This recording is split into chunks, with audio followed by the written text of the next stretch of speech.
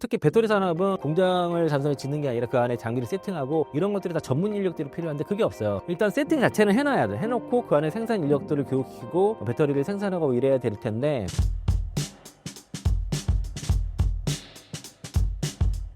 네, 안녕하세요. IM증권 서울금융센터에서 근무하고 있는 이창한 영어 이사입니다.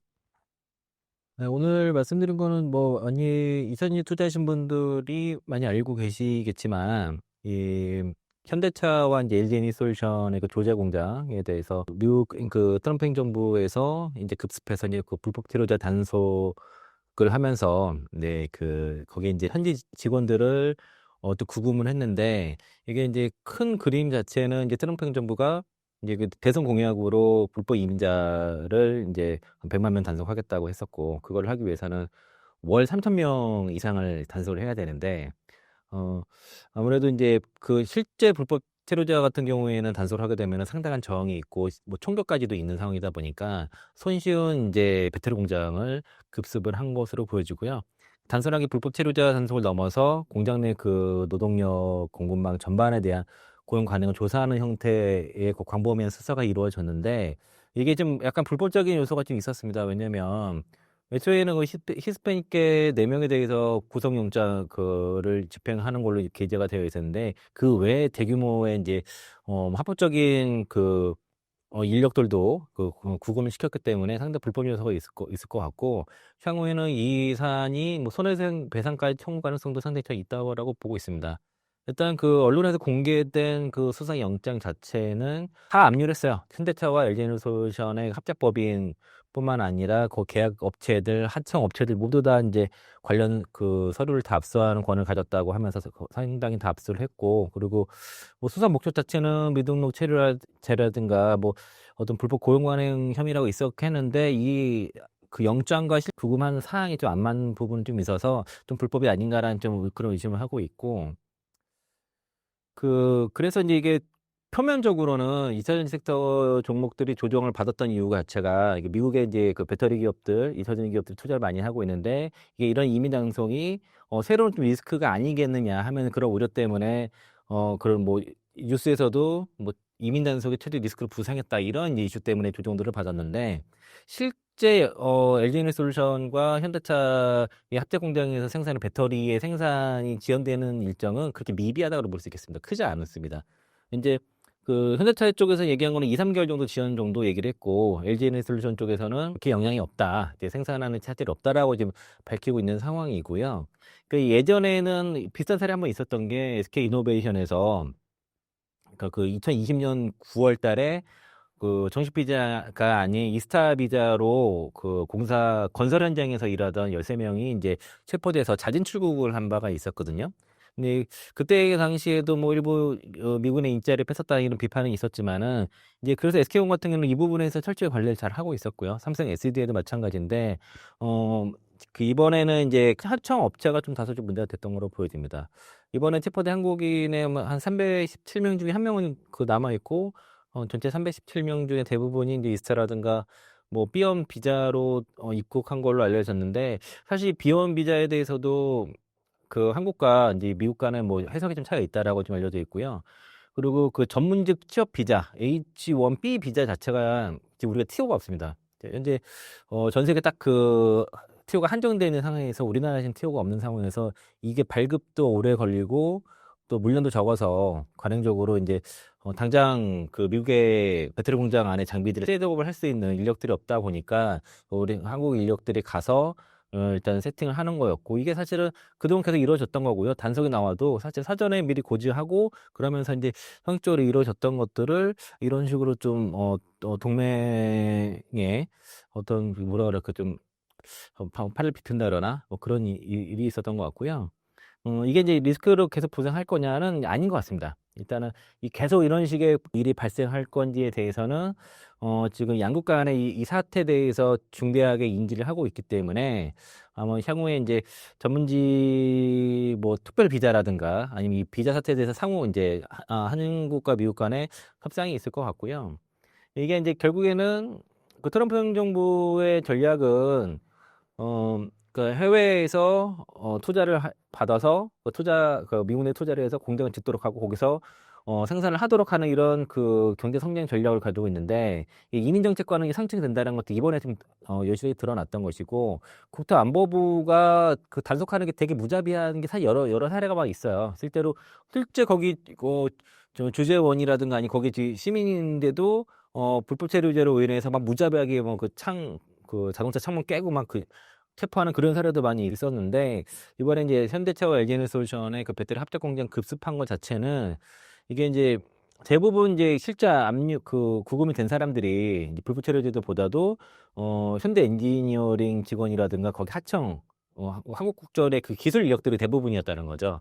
그 사람들이 그 열악한 뭐 정말 소위 말해서 되주르지 못한 그런 열악한 시설에서 상당 기간이 있었다는 것 자체가 좀 어이가 없는 사태가 볼 수 있겠고 이게 무려 2030년까지 그 지역의 일자리를 8,500개 이상 창출할 것을 기대는 프로젝트였고 자그마치 금액만 260억 달러가 투자되는 이런 대규모 그 제조 단지 그 단지 핵심 시설인데 이걸 이런 식으로 했다. 그러니까 이제 트럼프 정부의 외국 기업이 미국 내에서 생산 확대를 장려하는 것과 또 이미 그 이민자 단속을 하는 것들에 대한 그 정책적 모순이 여실히 드러나서 이게 이제 이 사안에 대해서 이제 트럼프 대통령도 처음에는 인지를 못한 것 같습니다. 그러니까 단순하게 이민자 단속한 거를 잘했다 보고를 그렇게 받았겠지만은 사안이 이렇게 터지다 보니까 아 미국 내에 전문 인력들이 좀 없구나라고 이제 인지를 하면서 이제 좀 남아달라 이런 얘기도 했을 정도로 아마 여기 대해서 이제서야 좀 그 사태의 그 심각성을 이제서야 인지를 한 것 같다. 그동안은 잘 인지를 못했기 때문에 여기에 대한 뭐 그 비자 정책이라는 이런 것들이 좀 빨리 나올 수 있는 그런 게 나오지 않았었는데 이게 이런 사태가 결과적으로는 향후에 전화위복이 될 가능성이 있어 보입니다. 당장에 좀 어이없는 사태가 벌어졌지만은 미국에서 어쨌든 전문 인력들이 입국하는 것에 대해서는 별도의 비자 정책을 필 것으로 좀 예상이 들고 지금 미국 이게 정치적인 그 이슈가 됐다는 겁니다. 미국 내에서도 민주당과 공화당의 입장 차이가 확연히 드러나고요. 민주당에서는 상당히 비판적으로 이런 그 트럼프 행정부의 행정적인 접근 방식에 대해서 비판을 하고 있고 그 폭력이라든가 폭력 범죄자 대신 어쨌든 이게 할당량이 있단 말이에요. 그러니까 그 총 100만 명을 추방하기 위해서는 월 3천 명 이상을 이제 불법 임자를 단속을 해야 되는데 그걸 채기 위해서 무고한 직장과 그 이민자들을 좀 단속을 했다는 거에 대한 불편이 있고 지금 공화당 입장에서는 뭐 이민자 그 불법 이민 단속에 대해 정책에 대해서 이제 옹호하는 그런 발언들을 했는데 일단은 이게 이제 정치적인 논란이 지금 불거졌다라고 볼 수 있겠고요. 그 이대로 계속 가기는 어렵다라고 생각이 듭니다. 그리고 이제 현대차 LG에너지솔루션의 합작 공장 같은 경우에는 지금 거의 사실 마무리 단계였어요. 공경이 거의 80에서 90% 가까이 진행이 된 상태였고 내년부터 본격 가동을 목표로 하고 있었는데 이게 이제 한 2, 3개월 늦어진다고 하면은 가동은 조금 더 미뤄질 것 같습니다. 2, 3개월 지나면 내년 한 초 이후, 한 중순, 한 2분기 뭐 이렇게 될 가능성이 있어 보이고 그리고 이제 문제는 이제 이번에 부터 다 귀국했지 않습니까? 그러면은 이제 현지에서 그런 인력들을 다 구하기가 어렵고 그리고 이게 비자 문제 해결되지 않았기 때문에 그 사람들이 재입국을 할까 그 심리적으로 그러기가 어렵고 또 이제 지금 또 심리 치료라든가 이제 그동안 거기서 제대로 먹고 자고 그러지도 못하다 보니까 굉장히 몸들이 알고 건강 상태가 안 좋거든요. 회복하는데 시간이 걸릴 것이고요. 비자 문제가 해결돼야만 인력을 파견할 수 있다는 게 이제 LG에너지 입장이다 보니까 지금 그 LG에너지솔루션은 지금 요 마무리 단계를 원격으로 지금 하려고 좀 그런 준비를 하고 있는 것으로 보여지고요. 이 현대차 같은 경우도 대표가 일단은 공장 가동 최소 2, 3개월 정도 지연될 것이다라고 하고 귀국한 전문 인력의 빈자리를 어떻게 채울지에 대해서 고민하고 있다고 밝혔는데 일단은 당장 뭐 미국에서 현지 인력에서는 인력이라든가 장비 구할 수 없다 보니까 일단은 이제 요 지원은 어쩔 수 없는 것 같습니다. 다만 이제 그 현대차 입장에서는 SK온이라는 대안이 있습니다. 그래서 이게 LG에너지솔루션과 합작 공장에서 배터리 생산 지연될 경우 하더라도 SK온이 어쨌든 캐파가 지금 여유가 있거든요. 그래서 이제 그 SK온 공장에서 배터리를 공급받을 계획이다라고 실제로 현대차 호세 무니스 사장이 그렇게 말을 했고 LG에너지솔루션 김동명 사장 같은 경우는 언론에서 나온 정도로 심각한 문제가 아니고 충분히 관리 가능한 수준이다라고 얘기를 했습니다. 그래서 이제 원격 관리 얘기가 나왔던 것이고 이게 LG에너지솔루션 입장에서는 자칫하면 SK온한테 물량 뺏길 수가 있어요. 그 현대차의 한 70% 물량을 현재 SK온이 지금 담당을 하고 있는데, 원래 SK온과 현대차 간의 합작 그 배터리 공장 같은 경우에는 그 애초에 계획은 8개 라인을 증설을 하는 거였는데, 이게 그 뭐 자동차 그 전기차 스케줄이라든가 이제 미국 전기차 그 전망이 좀 안 좋다 보니까 4개만 건설을 했거든요. 근데 이제 좀 다시 최근에 즉 요런 뭐 사태가 도자 배터리 공장 요 사태가 영향을 줬는지 모르겠지만 그 나머지 4개를 다시 또 추가 증설하는 거를 좀 다시 이제 진행이 시작됐고요. 한 1년 만입니다. 1년 만에 진행이 됐고, 1개 라인은 올해 완공이 되고 나머지 3개는 내년 완공을 목표로 해서 기존의 4개에서 8개로 다시 다 원래대로 다 늘리는 그런 이제 일이 진행이 되고 있고, 그렇게 되면 지금 결과적으로 SK온이 이 사태에 지금 반사수혜가 된 상황이다라고 좀 볼 수 있겠습니다. 그러면은 SK온이 반사수혜가 된다 그러면은 거기 관련 뭐 밸류체인은 반사수혜가 당연히 돼야 되는 것인데, 다만 이제 LG에너지솔루션이 얘기한 것처럼 그 공장 지연이 더 길지 않을 것 같다라고 좀 그렇게 보시면 좋겠고요. 그래서 이 이슈에 대해서 이 이슈로 인해서 주가가 조정받은 거는 그냥 다 마무리됐다라고 이렇게 판단하시면 좋을 것 같습니다. 추가로 이제 도자 공장 사태 때문에 추가적으로 더 그 주가가 2차전 종목들 주가 조정만한 이슈는 가격성은 낮다라고 그렇게 보면 좋을 것 같고요. 제가 앞서 처음에 좀 말씀드린 것처럼 그 현대차와 LG 에너지솔 공장 합작 공장에 대해서 이 압수수색을 그 영장을 집행을 한 거는 지금 과잉영장 집행 논란이 분명히 있습니다. 그 이유가 IC라고 해서 그 이민세관 단속국 같은 경우가 어쨌든 9월 4일에 도자 공장 그 급습을 해서 압수수색했는데, 이게 주요 문제점이 뭐냐면 영장 내용과 집행 내용이 불일치한다는 거죠. 그러니까 영장 내용에는 수색대대 공장 부지였고 중남명의 특정 인물 4명으로 단속하는 걸 명시하게 되어 있지만은 실제로 한국인만 그 317명이 구금됐고 포함해서 총 475명이 체포됐다는 거죠. 그러니까 이게 영장 내용과 집행이 불일치를 했고, 또 이제 그 여기에 대해서 이민법 전문 변호사의 분석은 일단은 영장 자체가 불법성을 단정하기는 어렵지만은 일단 과잉 집행인 거로 보여진다라고 거기서 그 논란에서 자유롭지 못하다라고 해서 이건 앞으로 이제 소송의 가능성이 있습니다. 특히 이제 거기에 영주권 있는 한국인 1명은 남아서 지금 소송을 하겠다 그랬거든요. 그래서 이제 아마 이게 그 한국 근로자의 그 전문적인 불법적인 문제보다 이민세관 단속국이 집행하면서 이게 허점이 지금 있었다라는 것들은 보여지는 상황이고, 그리고 트럼프라든가 국내 외교부 간의 발언을 봐도 트럼프 대통령이 한국 기술자들이 원한다면은 미국이 계속 남아서 이래도 좋다라고 얘기했는데, 한국 외교부는 일단 자존심 귀국 후에 재입국을 해도 재입국 불이익이 없다라고 발표했거든요. 그러면 이거 왜 구금한 거죠, 도대체?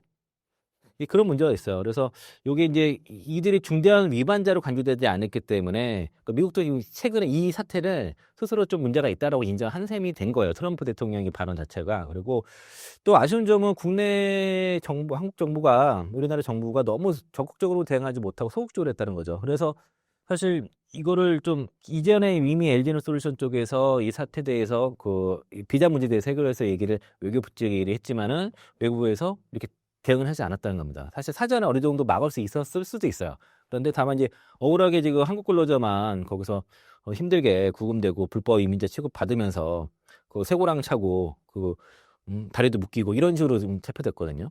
그러니까 이제 이걸 또 이런 상황을 좀 사전에 막을 수 있었지만 그게 좀 아쉬웠다라고 볼 수 있겠고요. 어쨌든 그 압수수색 영장과 그 집행에 대한 불일치 문제라든가, 그리고 이 여러 가지 이제 압수수색 대상이라든 범위 것도 너무 좀 과잉 영장 집행이 됐다라고 그렇게 좀 볼 수 있어가지고 아마 일부 소송이 있을 것 같고, 그리고 오늘 전체 주제에 말씀드린 것처럼 그러니까 트럼프는 그 한국 기술자들 남아달라 그랬어요. 그러니까 이제 한국인 근로자들이 지금 그 숙련된 인력이 힘으로 미국 현재 남아서 현지 인력을 시켜줄 것을 트럼프 대통령이 요청하는 바람에 귀국이 하루 더 늦어졌습니다, 사실. 그러면서 하루가 보루가 됐는데, 한국 정부 입장은 지금 이제 그 건강 상태도 안 좋고 많이 이제 그 심리적으로 안 좋다 보니까 우리 국민들이 많이 놀라고 지친 상태에서 먼저 귀국했다가 다시 이제 미국에 돌아와서 일하는 게 좋겠다고 설명해서 미국 쪽에서 이제 존중해서 귀국을 허용했고, 또 이제 구금된 근로자들한테 그 속박 도구를 사용하지 말 것으로 이제 우리 정부가 요청을 했습니다. 그래서 트럼프 대통령이 이를 수용해서 수갑 채우지 말라라고 그렇게 이제 얘기를 한 거고요. 그리고 이제 그 트럼프 대통령은 그 어쨌든 한국 그 기술자들이 미국에 남아서 이제 일을 하게 해주겠다는 의사를 보였기 때문에 그러면 이제 어쨌든 그 제이국 씨 불이익이 없다는 거는 우리 한국 정부가 보장하고 있는 상황이라서 이거는 이제 이 비자 문제는 분명히 이제 초반에 말씀드린 것처럼 해결 가능성이 좀 있다라고 보고요. 이게 이제 만약에 요 사태가 이렇게 특별 비자라든가 아니면은 뭐 B원 비자만 가지고도 갈 수 있다든가 아니면은 그 H1B 비자를 더 내준다든가 이런 식의 문제 풀리면은 이 사태 때문에 뭐 조선이라든가 다른 뭐 반도체 등의 다른 우리가 미국에 많이 투자를 하는 그런 산업 같은 경우도 비자 리스크가 갑자기 생겼던 건데 동시에 다 같이 해결될 수 있을 것 같습니다. 그래서 이게 이제 이 사태가 잘 마무리되는 중요한 거고 그 러튼이 미국 상무부 장관 같은 경우는 사실 이 비자 문제를 좀 마치 이제 한국 잘못인 것처럼 뭐 현대차가 잘못인 것처럼 약간 떠넘기는 식의 발언을 좀 했거든요. 그래서 이제 한국 기업들이 제대로 된 비자를 받아야 한다고 촉구했고, 그리고 한국 근로자들이 관광 비자로 들어와서 공장 일하는 것에서 너네 책임이다, 너네 잘못이다. 그러니까 이민세관 단속국은 잘못이 없다. 이런 식으로 좀 얘기를 했고요. 그리고 이제 인터뷰에서 기자가 이제 그 IC 조치가 해외 투자 유치에 방해되느냐 질문에서는 아니라고 단호하게 얘기를 했고, 문제 해결 방안 자체를 또 제시를 했습니다. 현대차한테 직접 전화해서 제대로 된 비자를 받아라. 문제가 있으면 나에게 전화해라. 라고 얘기를 한 거고요. 그 국토안보부 장관에게 전화해서 돕겠다고 얘기를 했고, 그리고 이제 옛날 방식대로 못한다고 얘기한 것 자체가, 이제 그 비자 문제는 어떤 식으로 풀어가겠다는 거죠. 그러면은 트럼프 대통령이라든가, 그 러터니 상무부 그 장관 같은 경우도 어쨌든 비자 문제에 대해서 해결을 해서 주겠다는 지금 의사표시를 했기 때문에 이 사태, 그 공장 조작 사태 같은 경우는 사실상 마무리된 거로 보시는 게 맞습니다. 이제 뭐 향후에 진행 상황 비자 문제 어떻게 해결하고 뭐 한국 기술자들 다 재입국한 이런 절차도 남긴 하겠지만은 사실상 이제 이건 좀 끝났다고 볼 수는 있겠고요. 그래서 미국 백악관과 현대차 그 LG 공장 단속 관련해서 비자 제도 개선이 논의가 시작이 됐고 일단 백악관과 트럼프의 입장은 이제 제도 검토하겠다고 하고 있습니다. 그래서 캐롤라인 레빗 그 백악관 대변인이 말한 게 이제 국토안보부와 상무부가 비자 규정 및 법적 조항 변경을 논의 중이라고 밝혔습니다. 그러니까 실제 진행을 하고 있는 거고 또 이제 트럼프 대통령도 소셜 미디어에다가 외국 기업에 대해 그 대규모 투자에 대해서 감사를 하며 또 첨단 산업에 필요한 고도의 그 숙련된 인력을 합법적으로 데려오는 것을 장려하겠다고 언급하면서 배터리 산업 같은 경우에 그 숙련 인력이 필요하다는 것을 알게 됐고요. 이건 조선업도 마찬가지인 거죠. 반도체도 마찬가지인 거고. 일례로 TSMC가 미국에서 반도체 공장 그 짓고 나서 그 비자 문제 때문에 전문 인력을 못 데려와서 사실 원래 예정보다 3년이 더 걸렸어요. 사실. 미국에서는 이 제조업 인력들이 지금 제조업이 붕괴가 됐기 때문에 인력이 없는데 단순하게 있는 투자를 받아서 공장을 짓는 것만으로는 미국의 제조업이 부활할 수 없다는 걸 이제 트럼프 대통령도 이제 인지를 한 것으로 그렇게 이해하시면 좋을 것 같습니다. 또 미국인에 대한 고용을 강조를 했는데, 그러니까 일단은 뭔가 좀 특히 배터리 산업은 공장을 잔사를 짓는 게 아니라 그 안에 장비를 세팅하고 이런 것들이 다 전문 인력들이 필요한데 그게 없어요. 그래서 일단 세팅 자체는 해놔야 돼. 해놓고 그 안에 생산 인력들을 교육시키고 배터리를 생산하고 이래야 될 텐데 여기에 대한 지금 미국 행정부가 트럼프 행정부가 무지했다는 거죠. 그래서 이제 미국 기업 그 현지 인력들을 숙련을 시키고 하는 과정들도 상당히 시간이 걸릴 텐데 어쨌든 미국인에 대한 고용을 강조했고 그러기 위해서는 선제적으로 이 비자 문제 풀어야 된다는 거죠. 한국 정부도 그 외교부 장관과 미국 국무장관 만나서 일단은 이제 이 풀을 놨죠. 석방하고 나서 일단은 향후 이제 제이국시 불이익이 없을 거에 대해서 확인이 됐던 부분이니까 앞으로 이제 그 한국 전용 뭐 취업 비자 그 E4라고 하는 이거 신설이 된다던가 전문직 취업 비자 H1B 쿼터를 확대하거나 이런 식으로 제안을 일단 한 것으로 좀 확인이 됐고요. 월스트리트저널에서도 이 문제에 대해서 똑같은 얘기를 지적을 했습니다. 그러니까 이제 외국인 투자 유치를 위한 임시 비자 확대에 대해서 필요성에 대해서 지적을 했고 이 문제가 그러니까 그 단순하게 한국인들 구급돼서 풀려나는 사태가 아니라 다른 나라 다른 기업들 입장에서도 이거 미국에 제대로 투자하는 게 맞나? 이렇게 볼 수 있거든요. 그러니까 이제 그 미국에서도 그 월스트리트저널에서도 이 문제에 대해서 사실 상당히 보수 언론이에요. 보수 언론에 불구하고 여기에 대해서 문제점을 이제 그 지적을 했고 그리고 이재명 대통령 같은 경우도 그 월스트리트저널에서 이재명 대통령이 이제 지난 100일 이렇게 기자회견에서 얘기했던 그 미국에서 공장 설치 설비 인력이 없으면서도 한국 기술자들이 일할 수 있도록 비자를 발급해 주지 않는다는 발언을 인용하면서 미국인들이 듣기에는 거북하겠지만은 이건 사실이라고 이제 월스트리트저널에서 이 부분에서 인정을 했고요. 그리고 이게 이제 결국에는 국경을 넘은 불법 노동자나 만료된 비자로 일한 사례가 있었다는 뭐 그 트럼프 행정부의 주장도 이렇게 언급하면서도 이런 사태가 이런 조자 사태 같은 급습은 앞으로 이제 그 트럼프 행정이 원하는 외국인 투자를 주저하는 요인이 될 것이라고 비판을 했고요. 또 이제 이게 이제 최근에 트럼프 행정부의 여러 가지 그런 행동들이 보면 이 동맹국에 좀 팔을 비트는 행위가 많아요. 그래서 동맹국의 팔을 비틀어서 자국의 이익을 최대화하려는 그런들이 이제 관세 문제도 발생했고 사실 이런 이게 관세 부분뿐만 아니라 이 관세에서부터 시작을 해서 한국 기술자들을 수갑과 사슬을 채워가지고 영상으로 다 보여줬고 이걸 또 IC에서 공개를 해버렸어요.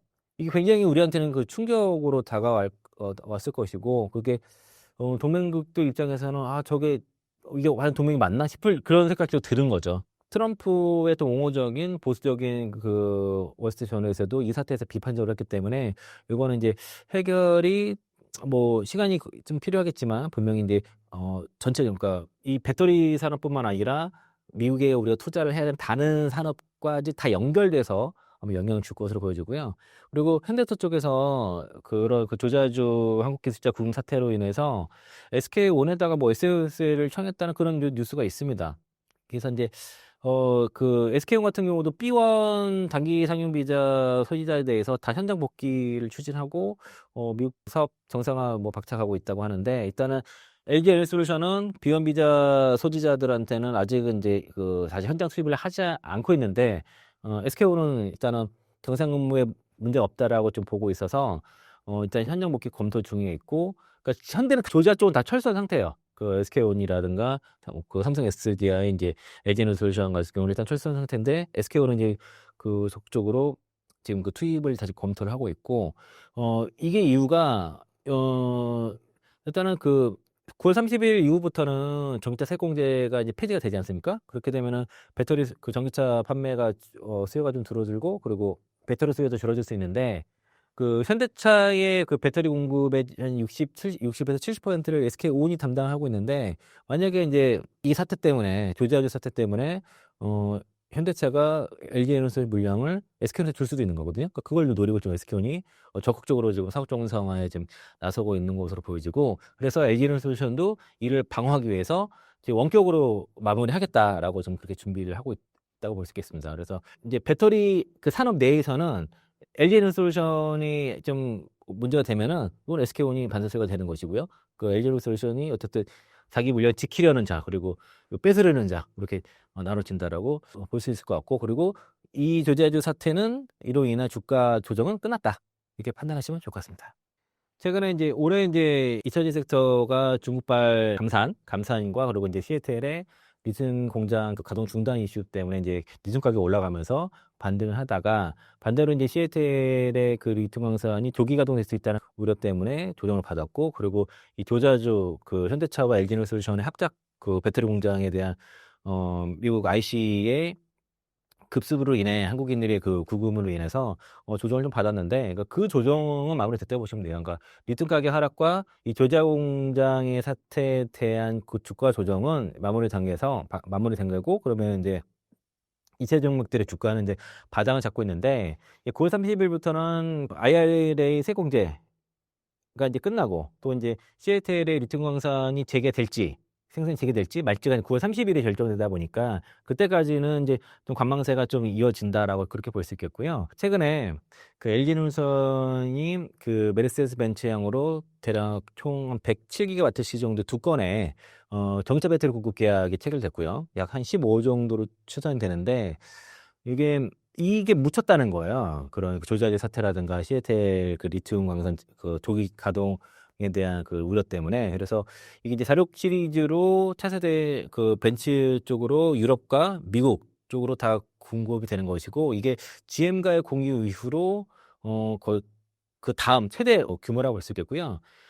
벤츠 같은 경우는 그동안 중국 배터리 많이 쓰고 있었는데 이제 전기차 플랫폼을 완전히 다 바꾼단 말이죠. 그 기존의 전기차 라인업을 이제 중국 배터리 주로 쓰다가 그걸 다 없고서 다시 이제 LG 에너지전과 손을 잡고서 2028년 2029년부터는 이제 다 LG 에너지전 배터리를 다 바꾸게 되는 것이고 시애틀이라든가 뭐 파나소닉이 중국 배터리를 겨치고선 대규모 수주에 성공했다는 것들이 상당히 중요한 의미인데 이게 반영이 못 되고 있다는 겁니다. 그래서 이제 유럽 쪽으로는 32기가와트시로 해서 28년 8월부터 2035년 12월까지 공급하고 미국 쪽으로는 이제 75기가와트시 29년 7월부터 2037년 거의 12월까지 공급을 하게 되는데요. 이게 이제 대략 뭐 그 전기차 150만 대 정도 들어가는 물량인데 굉장히 큰 금액이에요. 한 15조 정도 된다고 보고 있는데요. 그래서 이제 요게 좀 묻혀진 건 좀 아쉽다는 거지만 이게 이제 아무래도 제약 기간이 좀 뒤에 있다 보니까 좀 반영되는 데는 좀 무리가 있었던 것 같긴 하지만 작년에 나왔던 벤치 계약과 별도로 더 추가로 나온 것들이 의미가 있고 특히 LG에너지솔루션이 유럽 쪽에 수주가 많이 계속 안 나왔었다가 이렇게 대규모 수주가 나왔던 것들은 좀 의미가 있다라고 볼 수 있겠고 그래서 지난해와 올해까지 LG에너지솔루션의 그 수주 그러니까 공시 나온 것들을 쭉 종합해 보면은 175.4기가와트시 정도 수주가 됐습니다. 일단 거기 공시 기준이고요.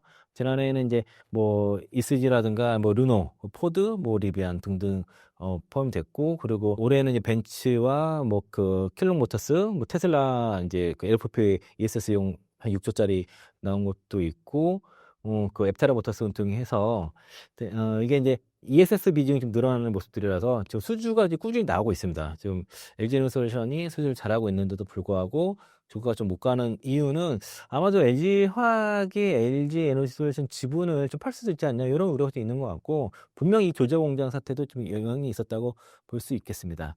또 SK온 같은 경우도 그동안 ESS 관련해서 미국 쪽 수주가 있냐 없냐 그 수주에 대한 기대감이 있었는데 최근에 드디어 나왔어요. 그래서 미국 재생 에너지 기업 플랫 아이언 에너지 디벨롭먼트와의 그 ESS 공급을 체결을 마쳤고 그 외에도 아마 더 여러 업체들과 좀 수주를 논의를 하고 있어서 아마 조만간 더 나올 것으로 보여지고요. 일단 1기가와트시인데 2030년까지 6.2기가와트시 추가 우선 협상권 달격을 보였기 때문에 총 7.2기가와트 정도 로 보여지고 그러니까 이거 말고도 지금 LG 에너지솔루션이 이제 수주가 더 나올 겁니다. 그래서 ESS 관련 종목 관련해서 이제 수주가 계속 나올 거니까 이거는 2차전 섹터에 좀 모멘텀이 될 것으로 좀 보여지고요. 여기에는 이제 그 SK온의 양극재를 공급할 게 LNF이기 때문에 LNF가 최대 수혜주가 되겠죠. LG SK온 수주는 아마 LNF가 최대 수혜주가 될 것으로 보여지고요. ESS 쪽이 어쨌든 전기차보다는 북미 쪽에서는 사실 성장성이 더 높기 때문에 그 배터리 3사 모두 다 지금 ESS 시장에 대한 빠르게 확장을 진행하고 있고 최근에 RE 플러스 2025 전시회에서 삼성 SDI가 삼성 배터리 박스 SBB 2.0을 발표했습니다. 기존에 그 SBB 1.5 같은 경우에는 그 NCA 그 배터리가 들어간 컨테이너 박스 형태의 ESS 시스템을 공개를 한 반면에 이번에는 여기에는 이제 NCA가 아니라 그 LFP 배터리가 탑재된 것이고요. 내년 미국 양산을 목표로 하고 있습니다. 그래서 이제 인디애나 공장의 3번계 배터리 라인을 이제 LFP 그 배터리 라인으로 전환할 것으로 좀 예상을 하고 있고 또 LG에너지솔루션은 그동안 파우치만 하다가 ESS 쪽에서 LFP 각형 제품도 이제 선보였고요. 그리고 LG에너지솔루션이 각형 쪽에서는 기술이 좀 그 상대적으로 높지 않았지만 이번에 각형을 처음으로 내보는 것이고요. 그리고 이게 한 이유가 파우치보다는 단가가 좀 더 저렴하다고 합니다. SK온도 일단 파우치긴 하지만 일단 내년부터 본격적으로 ESS LFP 배터리 생산할 계획이라서 요거는 조제 공장 라인 일부가 이제 또 그거 될 건데 일단은 그 어쨌든 SK온은 계속 파우치를 갈 것 같아요. 근데 이제 각형도 고객들의 요청이 있다 보니까 각형도 지금 개발은 완료된 상태고 개발과 양산은 좀 다른 문제긴 하지만은 각형도 완성된 상태라고 볼 수 있겠고요. 예, 이런 쪽에 이제 그 ESS 쪽에서의 집중하는 이유는 지금 우리가 거의 지금 현재 국내 증시는 그 AI 붐이라고 볼 수 있겠습니다. 이제 사실 국내 증시뿐만 아니라 미국 증시도 다 이게 반도체장이에요. 지금 반도체가 거의 시장을 이끌고 그리고 거기 관련 종목들이 막 폭등하고 SK하이닉스 신고가나고 삼성전자도 지금 8만 주들을 향해서 달리고 있는데 결국은 AI 발전을 인한 전력 수요가 급증하고 여기에 따른 이제 ESS 시장이 폭발적으로 성장하고 하면서 이제 이 시장도 커지는 거죠. 이제는 전기차 대비해서도 한 4분의 1에서 5분의 1 정도 수준까지 시장이 커졌습니다. 그러니까 무시할 수 없는 시장이 됐고 2023년도 대비 2023년도에 44기가와트시에서 2030년도에 508기가와트시까지 성장할 것으로 지금 그렇게 전망이 나왔고요. 그리고 일단은 LFP 배터리가 ESS에는 되게 유리합니다. 그러니까 이제 LFP 배터리의 장점, 뭐 그 안정성이라든가 수명을 더 유지하기 위해서는 ESS용으로 0.5 C레이트 정도, 낮은 C레이트에서 운영이 돼야지 ESS 배터리의 장점을 다 누릴 수가 있는데, 이게 전인기 차량 같은 경우에는 수명이 급격하게 줄어드는 문제가 있습니다. 그런데 이제 ES 쪽에서는 지금 해보니 결과적으로는 3원계보다는 LFP 배터리가 ESS로 더 적합하다라고 이렇게 지금 그 결론이 났기 때문에 이쪽으로 좀 집중을 하는 게 좀 있고, 특히 이제 BESS 시장 자체가 앞서 설명한 것처럼 AI와 데이터 센터에서의 그 전력이 수요가 급증하고 신재생 에너지가 또 확장되면서 시장이 크게 열리고 셀 가격이 많이 떨어졌어요. 배터리 셀 가격이 워낙 많이 떨어져가지고 이게 싸니까 많이 구매할 수 있는 거죠. 그러면서 ESS 시장이 크게 열린 거예요. 사실은 아이러니하게도 리튬 가격이 급락하고 배터리 그 광물 가격이 급락하면서 배터리 가격이 많이 떨어졌고, 또 이게 사실 배터리 그 광물 가격이 떨어지지 않아도 배터리의 기술력이 발전해서 배터리 가격이 떨어지고 있었거든요. 그러면서 이제 배터리 가격이 너무 급하게 떨어지다 보니까 이 시장도 빠르게 같이 성장을 해버릴 겁니다. 그래서 이제 국내 같은 경우도 특히 이제 미국의 OBBA 법안의 이후부터 태양광이라든가 풍력 ES 프로젝트 관련해서는 PFE 그 조항이 들어가거든요. 근데 이 조항 때문에 세국 경제를 받기 위해서는 중국 제품을 쓰지 못하는 게 되는 거죠. 원가 기준으로. 그러니까 이제 관세가 이제 내년 같은 경우에 ES 배터리가 48.4%인가 뭐 그렇게 매겨질 건데, 그렇게 관세를 매기게 되면은 PFE 조항이 원가율 기준이란 말이에요. 그러면은 관세를 물고서는 그 원가를 안에 이하로 맞출 수가 없습니다. 그래서 중국산보다도 미국 현지에서 생산하는 그런 배터리가 필요한 상황이라고 볼 수 있겠고요. 특히 이제 ESS 시장이 커질수록 여기에 관련돼. 그래서 최근에 움직임들을 보면 이 관련, 그러니까 ESS 관련 수주가 많이 나오고 실적이 좋은 기업들이 급등하고 있고요. 대표적으로 엠플러스 같은 경우도 오늘 많이 올랐죠. 엠플러스 같은 경우도 2분기 실적 때부터 어닝 서프라이즈 나오고 수정고가 많은 게 확인되고, 또 이제 ESS 배터리 쪽에서의 그의 이제 수혜가 확인되면서 급등세가 나타났고요. 최근에는 좀 주춤하더라도 7월 8월 달에 좋았던 섹터가 이제 뭐 한전 NCS, 뭐 신성 ST처럼 이제 ESS 관련 종목들이 괜찮고, 장비 쪽에서는 PNT 같은 경우도 움직임은 그냥 그 견조한 모습이고요. 또 이제 그 ESS 관련해서도 가장 탑픽은 뭐 LG에너솔루션, 그다음에 LNF가 잘 쓰고 있는데, 근데 LG에너솔루션은 LG화학이 이제 PRS로 이제 지분 그 주가 연계 수합 때문에 그 이유 때 못 가는 것도 있긴 합니다. 다만 이제 ESS 관련해서는 키움증권에서는 탑픽을 이제 LG에너솔루션과 LNF로 얘기를 했는데, 그래서 아마 LNF가 ESS 특히 LFP용 양극재 요것 때문에 잘하면 좀 살아날 것 같습니다. 그리고 LNF도 좀 관심을 가질 때가 된 것 같고요. 그리고 저는 이게 오늘 이제 앞에 주제가 사실은 이런 얘기를 하면서, 그럼 2차전 현재 시점에서, 그러니까 2차전지 종목들 중에 탑픽이 뭔지를 좀 고민을 해보면은, 일단 저는 LG 화학인 것 같아요, 현재로서는. 그러니까 LG와 LNF 두 종목이 탑픽으로 좀 보고 있는데, 그런 이유는 일단은 LG 화학 같은 경우는 여수 NCC 같은 경우에 그 GS랑 아마 좀 뭐 통합을 좀 논의하고 있고, LG 쪽에서 먼저 제안을 한 상태에서 GS에서 이제 긍정적으로 검토를 하고 있는 상황이고요. 그리고 이제 자금 조달, 첨단 소재 쪽에 투자를 하기 위해서 자금 조달을 해야 되는데, 여기서 일단 도요타가 좀 도움을 좀 준 것 같습니다. 도요타 통상이 구미 LG화학의 양극재 공장에 지분 25%를 투자를 했고요. 기존에 화이코발트가 49%였는데 도요타 통상이 25%를 그 지분을 이제 가져가면서 화이코발트가 24%가 됐거든요. 그러면 이제 PFE 조화 기준이 충족이 돼가지고 IRA법의 양극재를 쓴 배터리는 이제 세공제를 받을 수 있게 됩니다. 대략 66,000톤 생캐파를 가지고 있는데 전구체 신공정 양극재 기술이 들어갔다고 하고요. 그러니까 전구체 프리 기술이 들어가서 어쨌든 제품 경력이 상당히 원가 경력이 높고 그런 양들이 양극재가 좀 나올 것이고, 그리고 좀 LG화학은 이미 GM이라든가 도요타 쪽에 지금 대규모 지금 공급체를 한 상태가 가지고, 이게 26년부터 이제 그 본격적으로 양산이 된다고 하면은 LG화학 같은 경우는 26년부터 그 양극재 쪽, 그 첨단 소재 쪽 실적이 이제 점프업을 할 수 있을 것으로 보여집니다. 그래서 일단은 그 자금이 좀 부족한 LG화학한테는 그 도요타 성생이 어쨌든 그 구미 양극재 공장에다 지분 투자해 준 거는 굉장히 지금 가뭄의 단비 같은 소식. 소식이다라고 볼 수 있겠고요. 그 LG화학이 지금 변화가 회사가 있는 겁니다. 사업 구조 개편을 위해서 뭐 첨단 소재 부분에다가 집중적인 투자를 하고 그리고 이제 배터리 그로 인해서 이 배터리 소재 부분을 강화를 하고요. 이제 비주류 사업보다 정리하는 그런 선택과 집중 전략을 펴고 있는데 올해 이제 LG에너지솔루션이 그 첨단 소재 부분만 투자한 설비 투자금이 6,758억 정도고 이거는 이제 지난해 대비해서 152% 증가한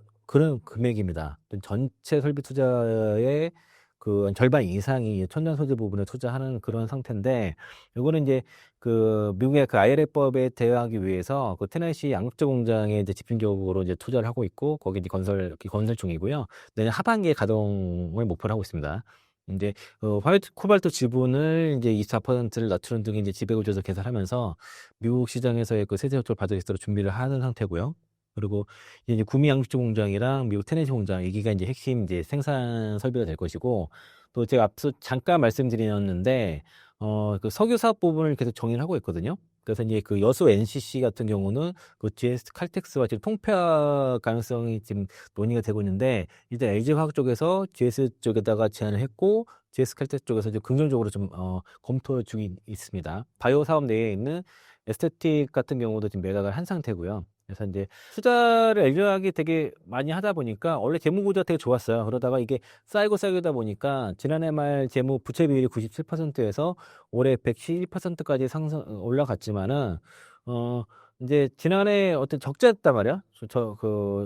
적자였는데 올해 이제 그 영업이익이 한 1조 7,930억까지 이제 올라갈 것으로 예상되어 있기 때문에 부채비는 줄어들 겁니다. 이제 LG화학 같은 경우는 그 PRS를 통해서 LG 에너지솔루션 지분을 활용해서 한 2조 또는 3조 정도 그 자금 조달을 할 거기 때문에 이런 자금 문제는 없을 것으로 보여지고 그 자금으로 첨단 소재 쪽에 집중적인 투자가 이어질 거라서 그 LG화학 같은 경우가 만약에 LG 에너지솔루션 지분을 활용해서 자금 조달을 하게 되면요.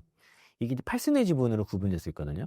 그러니까 삼성 SDI가 주가가 2차 전지섹스에서 이제 저점에서 급반등을 했을 때 당시가 그 삼성 디스플레이 지분 매각설이 있었습니다. 대략 이제 그걸 매각하게 되면은 시총 뭐 가치가 한 8천억 정도 올라간다고 그렇게 들었는데 삼성 SDI가 삼성 디스플레이 지분 매각하게 됐을 때에는 이제 그 지주사 할인율이 원래 팔 수 없는 지분은 한 70에서 80% 할인을 하게 되는데 팔 수 있는 지분으로 구분되면 50% 정도로 할인율이 낮아지거든요. 그러니까 LG에너지솔루션 같은 경우는 그 만약에 LG화학이 그러니까 팔 수 있는 주분으로 만약 구분된다고 하면은 현재 지주사 할인율이 LG화학이 그 LG에너지솔루션 지분에 대해서 거의 80% 받고 있는데 이게 낮아질 수 있다는 거죠. 그러면은 할인율이 낮아지게 되면 그 지분 가치가 올라가면서 당연히 밸류에이션이 올라가게 됩니다. 그래서 그 LG화학 같은 경우에는 증권사마다 약간 편차가 있습니다. 그 부정적으로 보는 쪽에서는 뭐 LSU 증권 같은 경우에는 목표가도 낮고 이제 뭐 홀드 의견인 반면에 시티증권에서는 가장 저평가된 이차전지 기업으로 해서 목표가 40만 원도 제시하고 일부는 목표가 50만 원도 제시하는 것처럼 편차가 좀 있는데 그래도 현재 그 특히 대형주군에서 비교를 했을 때 밸류에이션은 LG화학이 가장 싸다고 그렇게 봐야 될 것 같습니다. 그러니까 지금 일단 증권사 외국계 증권사와 국내 증권사들의 나와 있는 밸류에이션을 근거로 봤을 때는 가장 지금 저렴한 게 LG화학으로 보이신다라고 보여져서 그래서 그 2차 전지 내에서는 현재 제 기준으로는 LG화학이 탑픽으로 보여지고요. 그리고 오늘 이제 제가 여기서 언급드리진 않았는데 그 어저께 이제 KB증권이랑 오늘 이제 삼성증권에서 LNF를 탑픽으로 얘기를 했어요. 목표가 각각 11만 원, 10만 원 정도 얘기했는데 최근에 그 테슬라의 그 모델 Y 제니퍼 요 모델이 출하량이 인도량이 양호해지면서 LNF 같은 경우는 3분기 어닝 서프라이즈가 기대가 되고 동사가 이제 그 손익분기점이 그래도 2만 톤 출하 이상 돼야 되는데 그걸 넘어간 것으로 보여져서 일단 3분기 어닝 서프라이즈 가능성 때문에 지금 급반등을 하고 있고 아까 말씀드린 것처럼 그 SK온 같은 경우에 그 ESS용 LFP 배터리를 만들게 되면 거기 양극재를 LF가 들어가는데 이게 전화 위복이 될 가능성이 좀 있습니다. 그래서 또 이제 앞으로 나올 테슬라의 모델 Y 그 롱비치 모델이라든가 모델 3 그 플러스 모델 같은 경우에 다 그 LNF의 NCMA 그 95 그 양극재가 다 들어가거든요. 그래서 이제 요런 제품들이 그 차량이 나왔을 때 LNF가 이제 테슬라 향수가 좀 보일 것 같고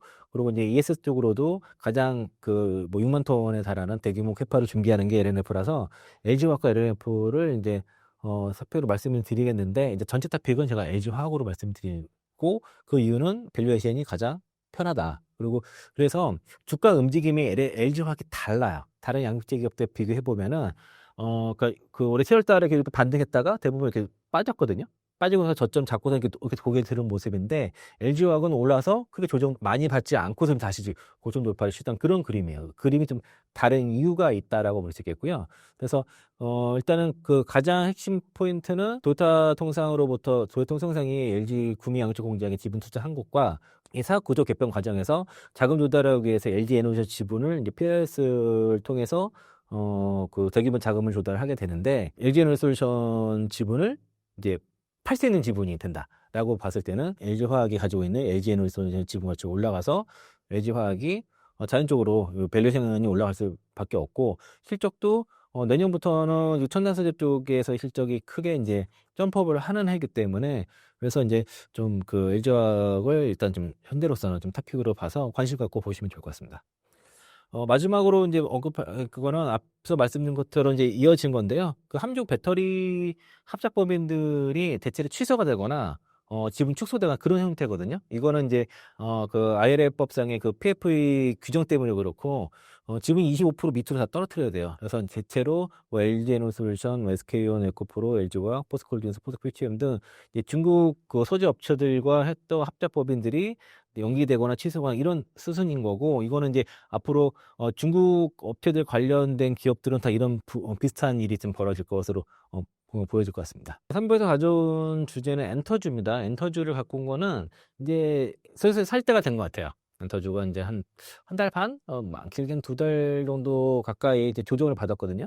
그런데 가격 조정과 기간 조정을 받고서 이쪽 그또 바닥을 잡고 있는 구간인데, 엔터주들이 대체로 3분기 실적이 다 좋습니다. 그리고 4분기 실적까지도 실적 모멘텀이 이어지기 때문에, 그래서 그 실적 시즌 때 주가가 좋아요. 많이 올라갔죠? 그러면 또 밸류에이션 부담이 있어 차익 매물 나오고 조정을 받아요. 그러면은 그 조정 받는 기간이 그 다음 실적 시즌 전까지 이렇게 조정을 받는 특성이 최근에 있어서, 그전에는 주가가 좀 쌀 때는 실적 때문에 쭉 계속 올라가다가, 최근에는 어쨌든 어느 정도 올라가게 되면 밸류에이션 부담을 계속 느끼는 것 같습니다. 그래서 조정받고 실적이 좋으니까 다시 올라가고, 이게 반복되는 그런 패턴이라서, 그래서 이제 지금쯤이면 이제 엔터 9월 말 정도면 아마 이게 이번 주면 어떤 9월 중순 이후, 9월 말부터는 이제 10월 달부터 주가가 좀 간다고 생각하면서 슬슬 사모화될 시기점이다라고 판단해서 가져왔고요. 신한투자증권에서 최근에 이제 엔터 미디어 레저 쪽 렌터 섹터 리포트가 나왔는데, 제목이 K-팝은 이미 세계적 주류라는 그런 리포트 제목입니다. K-팝 최초로 로제가 그 MTV VMA 그 올해 노래에 수상했고, 블랙핑크도 베스트 그룹도 수상했고요. 그래서 현재 미국 메인 음악 차트에서도 빌보드 핫백이잖아요. 거기에 이제 K-팝 곡이 12곡이 있습니다. 그리고 미국, 영국 오피셜 차트 등에서도 그 세계 각국 음원 차트 1위를 지금 캐대언이 거의 싹쓸이 하고 있죠. 뭐 골든부터 해서 요즘 제 아들이 그 소다팝 춤 자꾸 추고 있더라고요. 그리고 일단은 보면은 그뭐 스트레이키즈 같은 경우도 연속 그 7개 앨범 연속 뭐 1위 그 차지할 정도로, 전반적으로 이제 K-팝은 단순하게 국내 뭐 아이돌 노래가 아니라 그 세계적인 이제 주류 음악으로 볼 수 있겠고요. 그러다 보니까 가사가 한국 가사가 별로 없어요.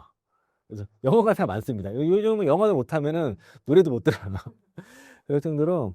그래서 이제 그 에스파라든가 뭐 그 초등 판매도 지금 다시 이제 아이돌들이 그 음반 판매량이 다시 지금 늘어나는, 그 판매량, 초등 판매가 늘어나는 그런 모습들을 보여주고, 이번에 에스파가 미국에 확 그 방송에서 좀 안 좋은 평을 좀 받긴 했지만은 좀 그 일단 에스파가 전체적으로 글로벌 팬덤이 확대되는 그런 추세입니다. 그래서 에스파 좋아하시죠? 요즘 뭐 많이 대세가 에스파라든가 아이브 같은 경우에 이제 가장 인기가 많고, 뭐 아이들 그 여자 그 아이들 같은 경우도 그렇게 인기가 좀 많죠. 근데 뭐 JYP 같은 엠믹스 같은 것도 좀 계속 꾸준히 활동하고 있고.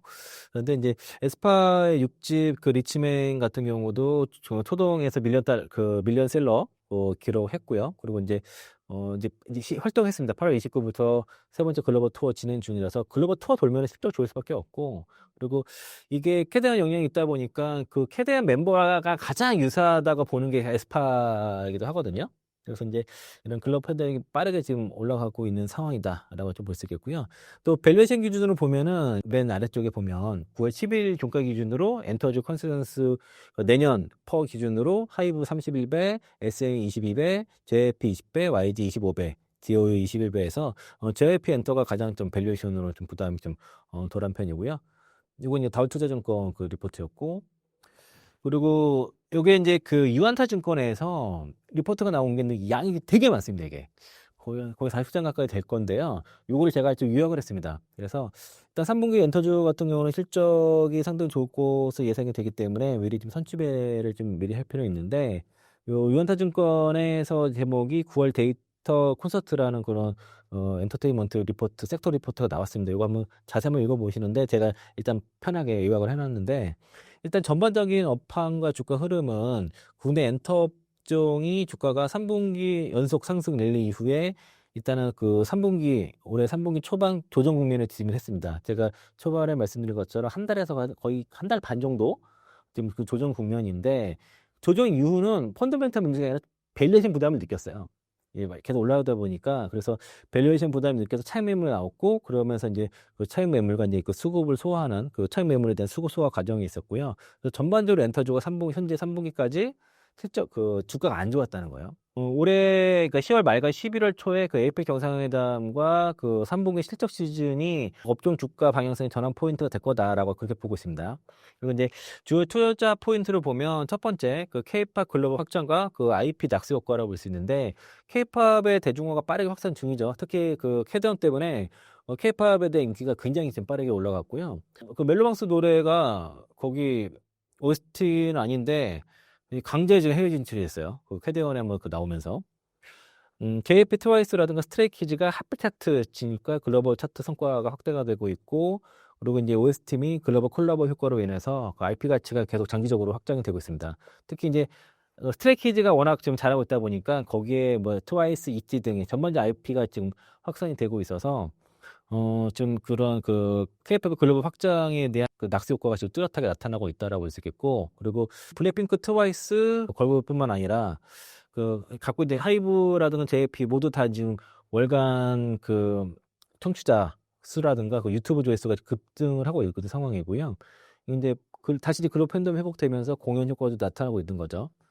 올해 8월 기준으로 주요 4사 아티스트 월 합산 3억 2,390만 명 정도 이제 그 조회수가 나타났다는 거고요. 지난해 대비해서 31.5% 증가라서 사상 최대입니다. 일단 뭐 블랙핑크 같은 경우는 월간 3,300만 명 넘고, 트와이스도 2,700만 명 가까이 돼서 계속 늘어나고 있다 보니까 그 글로벌 팬덤이 뭐 뚜렷하게 나타나고 있는데, 뭐 블랙핑크가 워낙 지금 잘 하고 있어요. 그리고 YG 엔터테인먼트도 이 블랙핑크 효과가 지금 뚜렷하게 나타나고 있고요.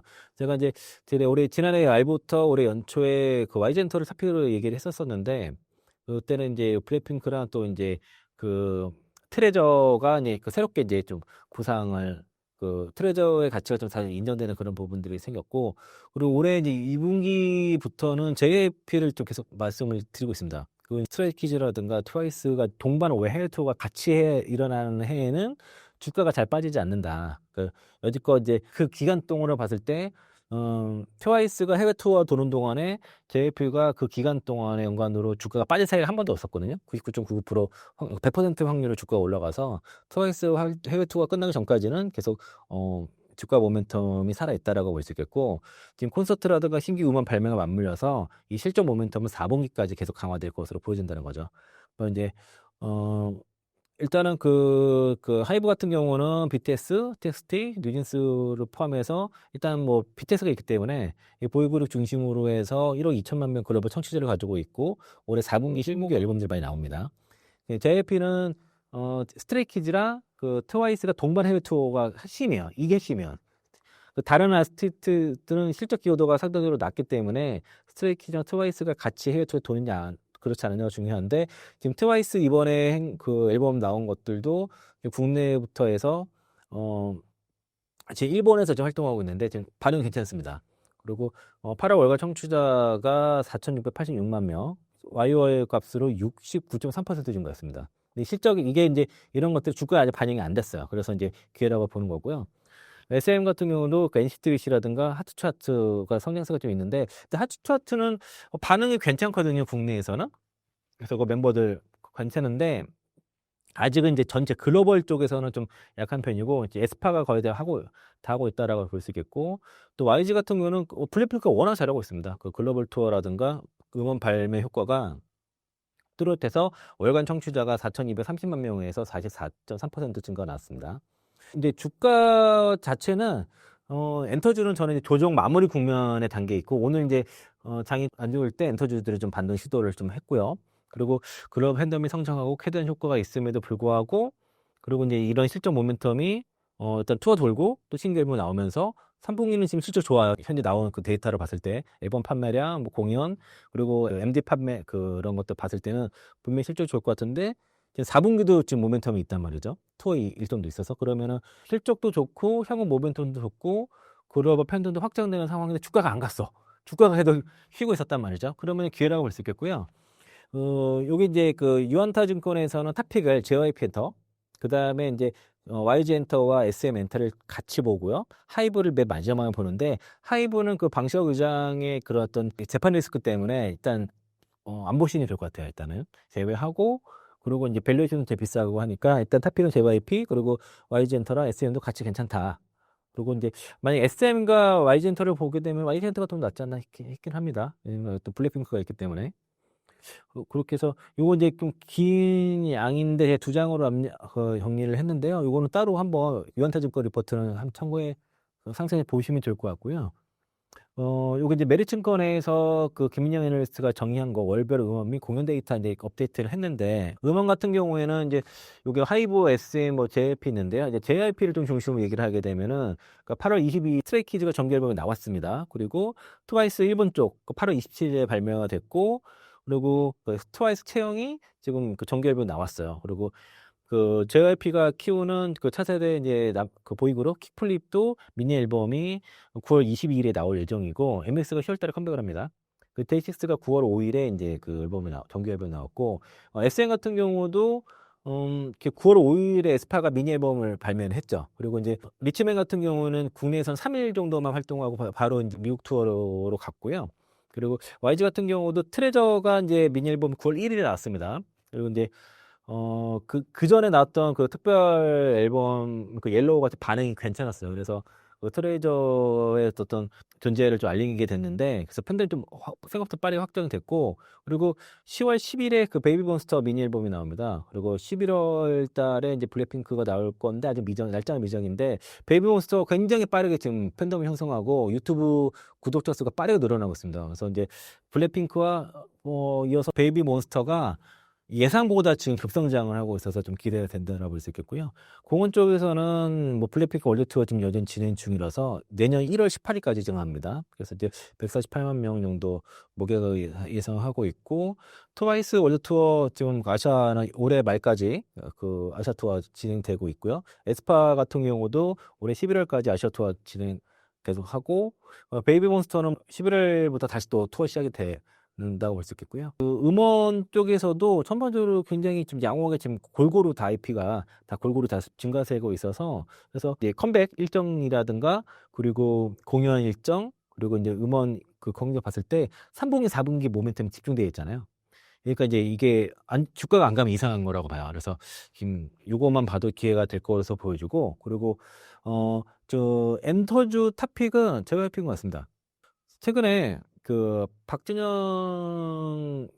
그 대중문화교류위원회 공동위원회 위원장이 임명되면서 그날 JYP 주가 급등했어요. 이게 장 끝나고 나온 건데, 그래서 LST에서 급등했다가 다음날 또 LS가 급등했다가 차익명을 나오면서 밀렸거든요. 그때 외국인들이 와장창 그 공매도 많이 물량이 나왔는데, 여기 그 빌보드에서 이제 그 박진영의 그 대중문화교류위원회 공동위원회 된 거에 대해서 기사를 다뤘습니다. 이제 어쨌든 가수가 이게 장관급직이에요. 장관급직에 임명됐다는 것 자체가 굉장히 좀 깜짝 놀랄 만한 일이었고, 그건 이제 박진영이 이제 대통령 직속위원회의 수장으로 임명된 사실에 대해서 빌보드에서 보도를 하면서 K-팝 선구자가 정치계로 발을 들였다라고 평가를 했고요. 박진영 같은 경우도 1994년도 이제 그 날 떠나지 말고로 이제 솔로 가수로 데뷔를 했었습니다. 그러면서 이제 그 지난해 데뷔 30주년 기념 콘서트를 할 정도로 지금까지도 관리를 하면서 현역으로 뛸 정도로 대단한 거고요. 96년도에 JYP 엔터테인먼트 설립을 해서 원더걸스, 뭐 2PM, 지금의 트와이스, 데이식스, 스트레이키즈도 많은 아티스트를 배출을 했고, 그러면서 지금 박진영이 현재 자산이 한 5천억 정도 되는 것 같아요.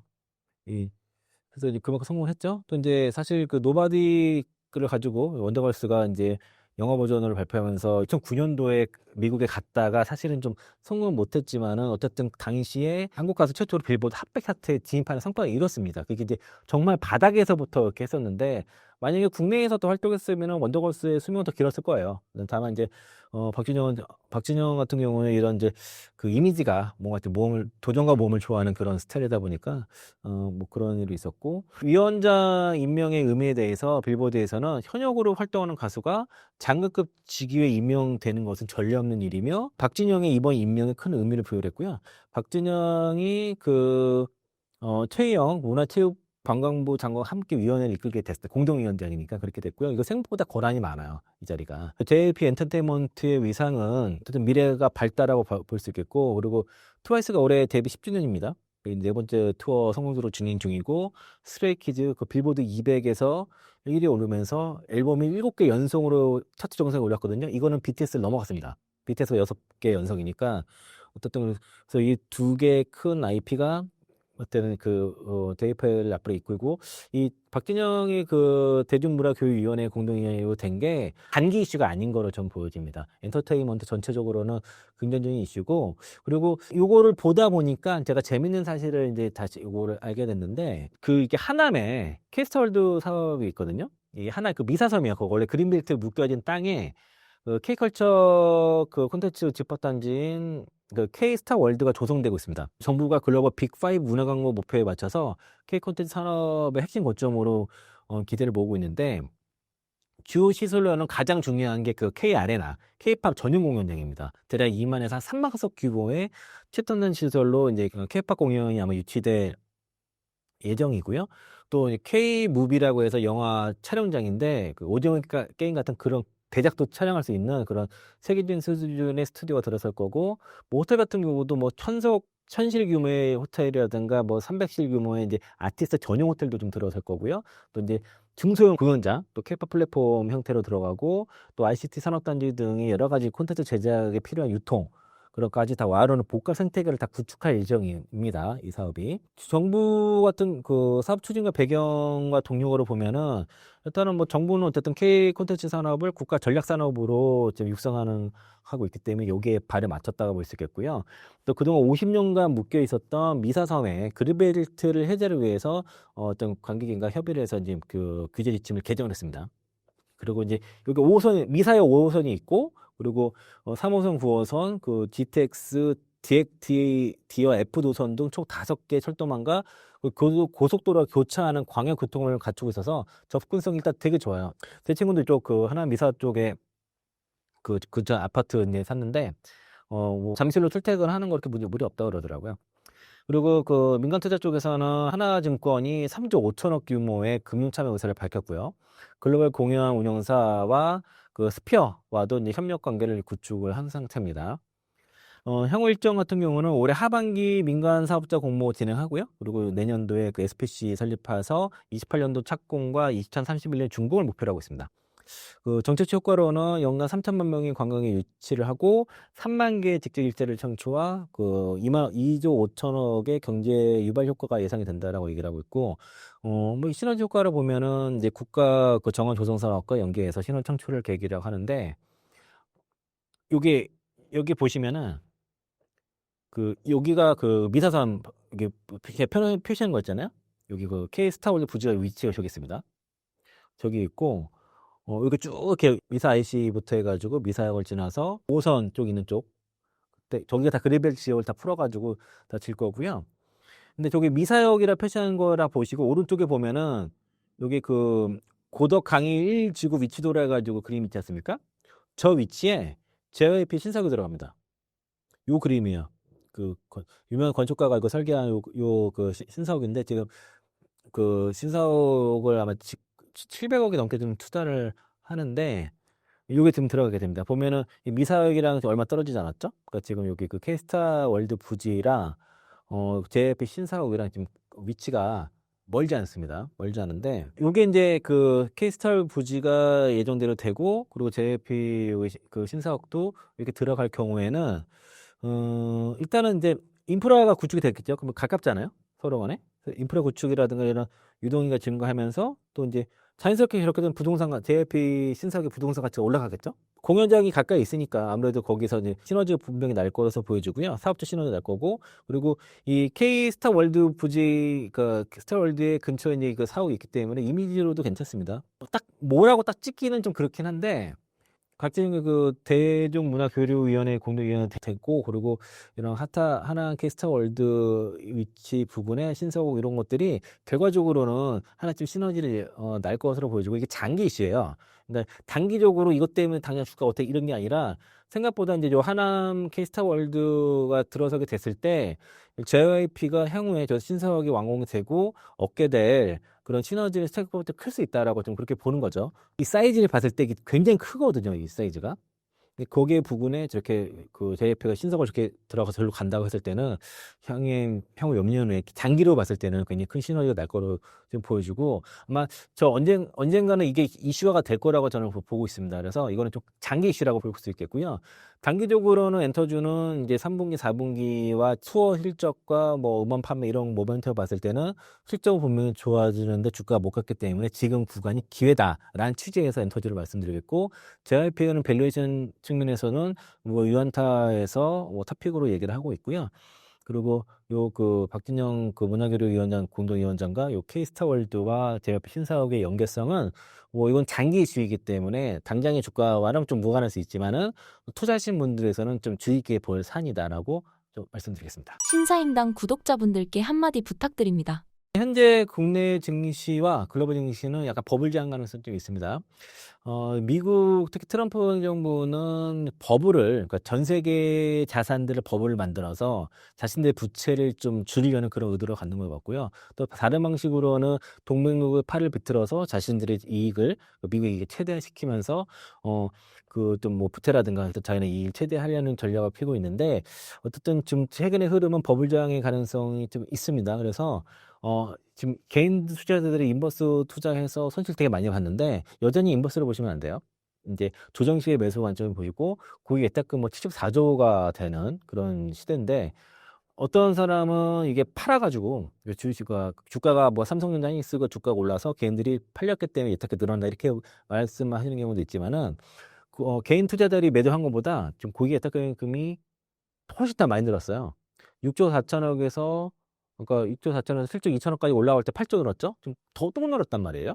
그러니까 이제 단순하게 그러니까 뭐 개인 투자자들이 많이 팔아서 예탁금이 늘었다기보다 하루에 1조 8천억씩 막 좀 밀고 들어온 거예요. 그래서 이거는 이제 시장의 유동성 풍부하기 때문에 이런 유동성 장세에서는 아무리 주가 그 지수가 좀 올랐다고 하더라도 쉽게 하방 베팅해서는 안 돼요. 그러니까 하방 베팅 하지 마시고 그럴 바에는 현금 들고 있는 게 나을 것 같고요. 그리고 반도체가 현재 그 주도 섹터로 좀 구성을 한 상태인데 지금 막 쫓아갈 건 아닙니다. 단기가 좀 들어왔기 때문에, 그러니까 조정 시에 좀 매수 관점에서 보시면 좋을 것 같고, 또 금리나 수혜 섹터로는 여전히 뭐 제약 바이오 좋기 때문에 제약 바이오도 조심하면 좋을 것 같고요. 그리고 제가 이제 요거 말고도 이제 오늘 주제 중에 하나가 이제 엔터 섹터를 말씀드렸으니까, 그러니까 그 엔터 쪽도 관심 가지면서, 그래서 이제 특정 섹터에 포트를 좀 몰아넣지 마십시오. 그러니까 2차전지에 집중 투자하셨던 분들이 최근에는 바이오에다 온통 집중 투자하는 사례들이 많이 있거든요. 너무 글로 몰지 말고 좀 섹터를